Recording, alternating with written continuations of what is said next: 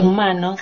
Se trata del doctor Gerardo Echeverri, que es el vicepresidente de nada más y nada menos que la Liga por los Derechos Humanos, la Liga Argentina por los Derechos Humanos, el primer organismo de derechos humanos que se fundó en nuestro país.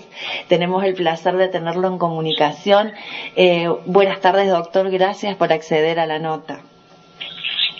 Hola. ¿Sí, nos escucha? Sí, ahí. Bienvenido a Caminos Ancestrales.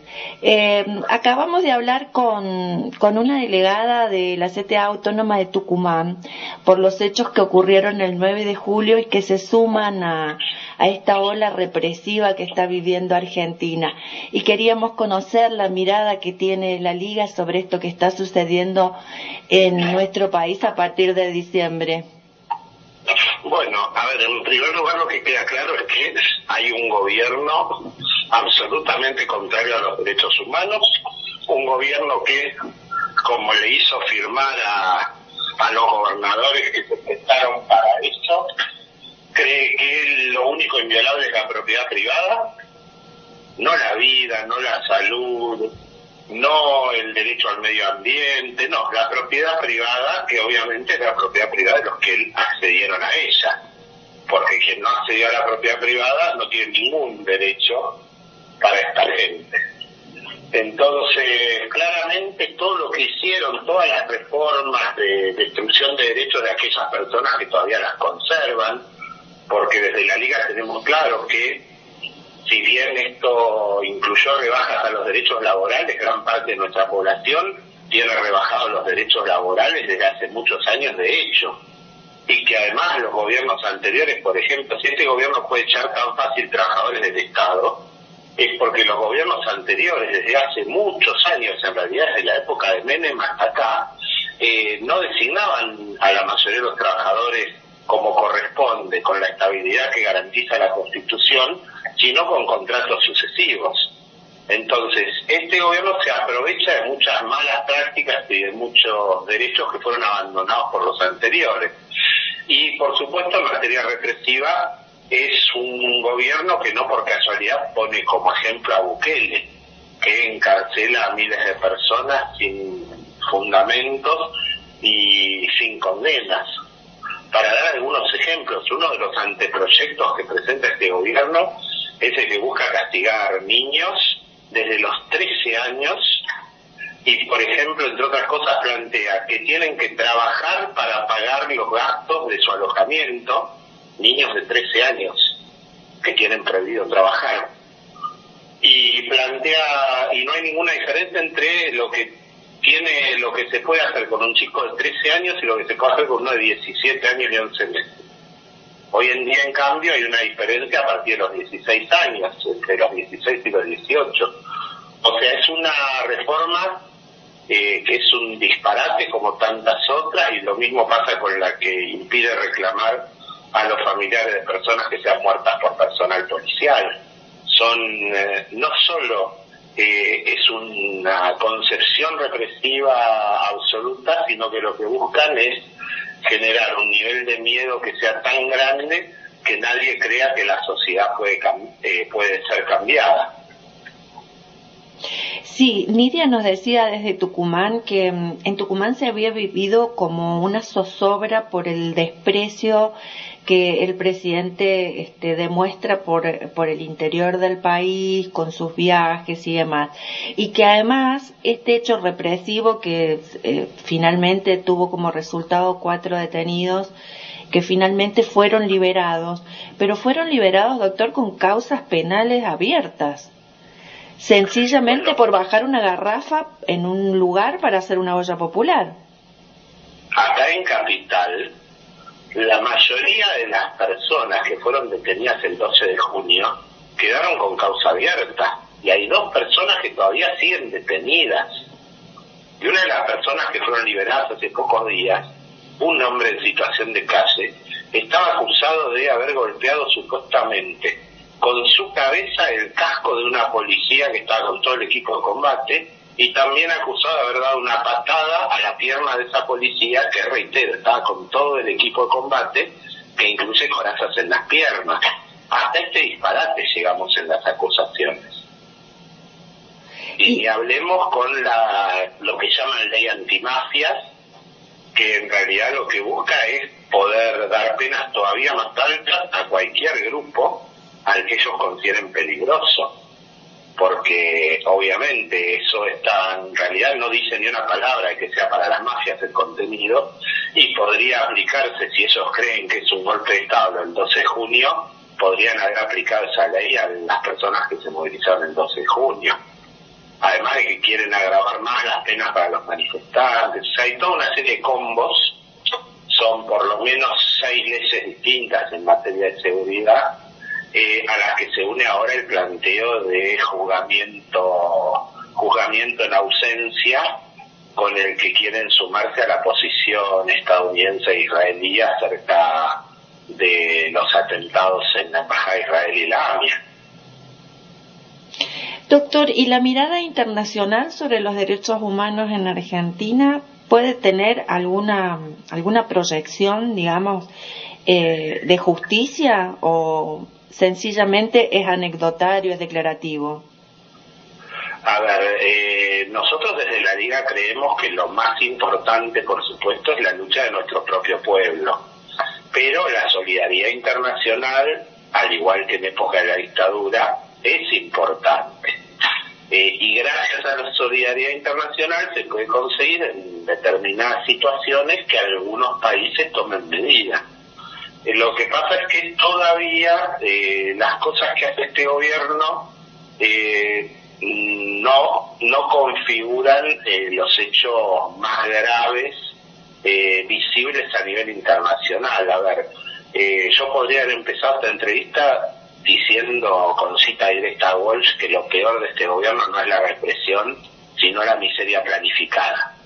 Si Walsh dijo eso de la dictadura, obviamente mucho más podemos decirlo todavía de este gobierno, porque lo que busca es eso. Con el RIGI, por ejemplo, van a entrar algunos dólares más en los primeros momentos de cada uno de los contratos, y después por 30 años se van a llevar todo sin dejar absolutamente nada en el país, ni trabajo.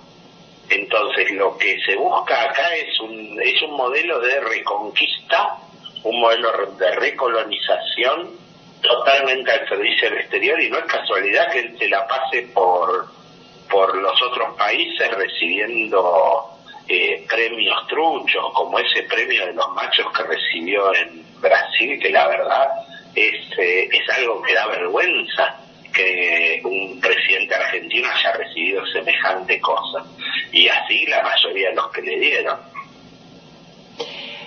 Por otro lado, doctor, veo que algunas cosas van funcionando, como por ejemplo que la justicia ordene preservar la documentación de la CONADI con reclamo de abuelas, que se conoció esta mañana, sobre lo que este gobierno también había iniciado un embate en la búsqueda de los nietos y de los bebés y las bebas apropiadas en la época de la dictadura.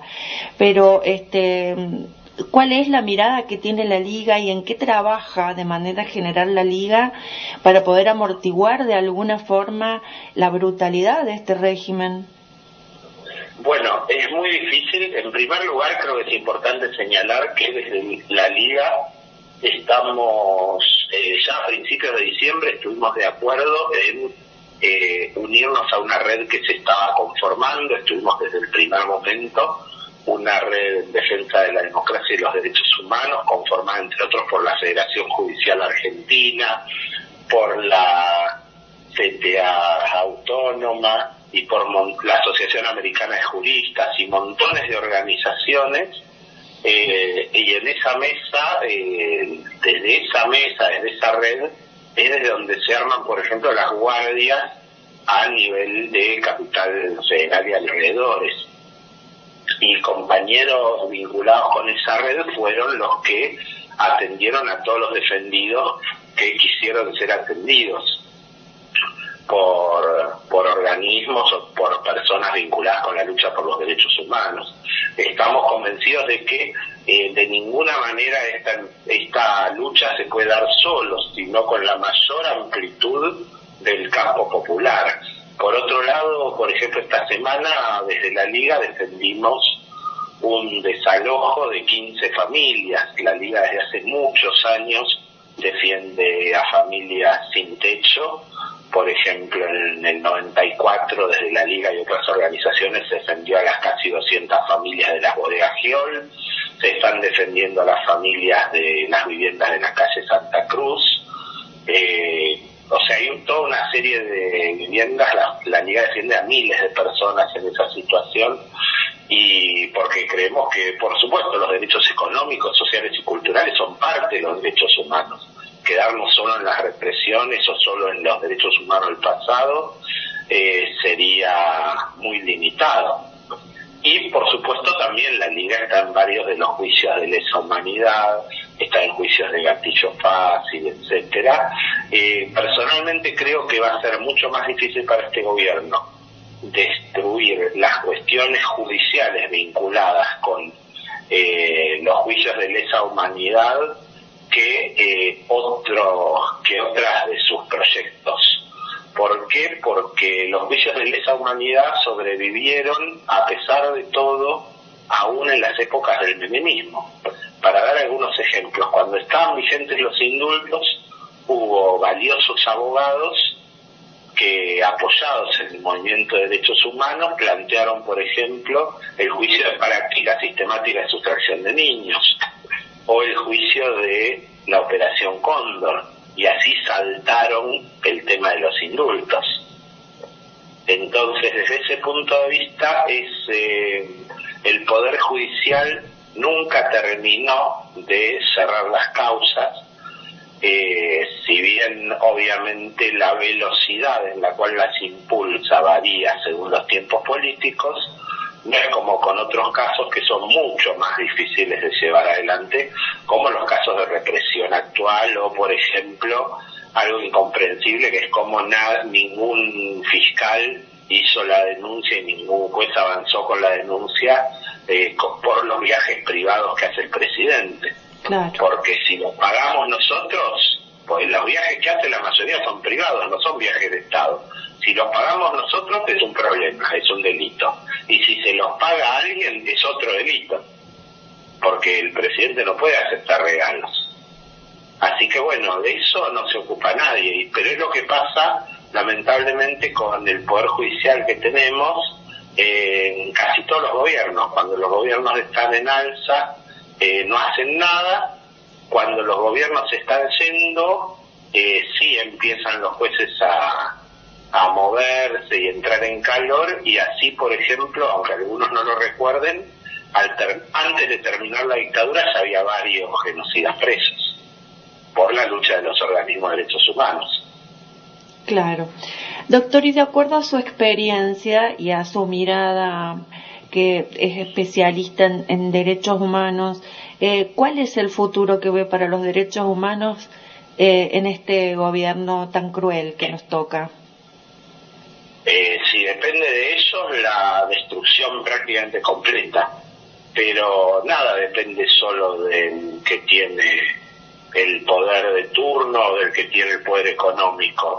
Yo creo que la resistencia popular, más tarde o más temprano, va a lograr frenar esta ofensiva, y el problema es que los derechos que se consiguieron siempre costaron sangre. A ver, el derecho a huelga se consiguió con sangre de trabajadores, las 8 horas de trabajo también. Ningún derecho fue entregado gratis por los poderosos.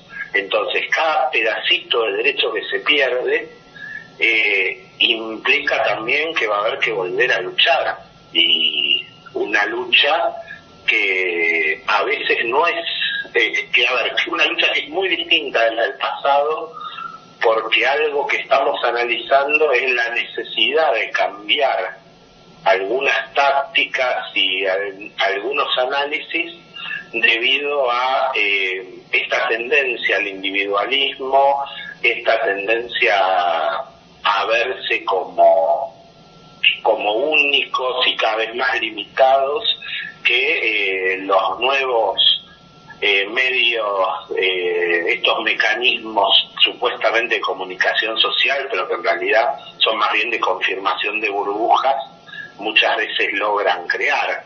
Creemos, por ejemplo, que nunca podría haber ganado un gobierno como este si no existiera este tema de las burbujas, este tema de la propaganda especializada hacia distintos sectores en forma muy concreta, lo mismo que sucedió con Trump.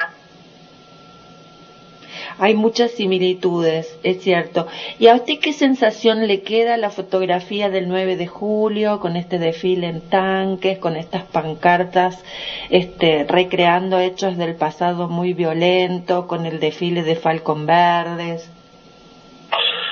A ver, yo separo la cuestión de los Falcon Verdes, obviamente es una provocación totalmente inaceptable. El desfile en sí, uno lo puede cuestionar por el gasto o por diversas cosas concretas. Por ejemplo, uno veía los que llamaban ahí veteranos de Malvinas y se daba cuenta que eran la mayoría soldados profesionales, o sea, oficiales o suboficiales, que no solo estuvieron en Malvinas, y estuvieron en servicio en esa época. En cambio, los conscriptos, muchos no fueron. ¿Y por qué no fueron? Porque este gobierno no reclama por Malvinas. Este presidente dice que una de sus heroínas es Margaret Thatcher.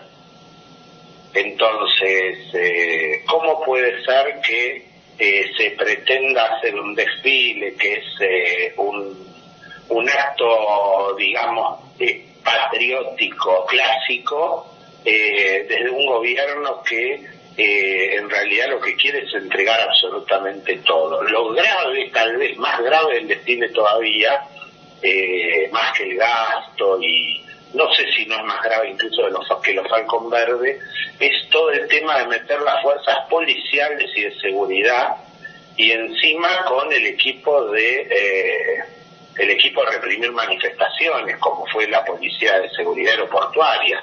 Una fuerza que no está hecha para eso. Los que desfilaron fueron los que tenían equipo antidisturbio.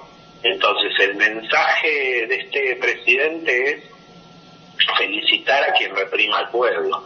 Esa parte creo que es más grave que mostrar tanques de fabricación argentina o algunas otras cosas, porque un tanque difícilmente se va a poder usar para reprimir a los trabajadores. En cambio, las fuerzas policiales y seguridad las están usando permanentemente. Claro. Doctor Gerardo Echeverri, muchísimas gracias por habernos recibido y por su claridad. Un placer para mí, saludos a toda la audiencia y hasta cuando quieran. Gracias.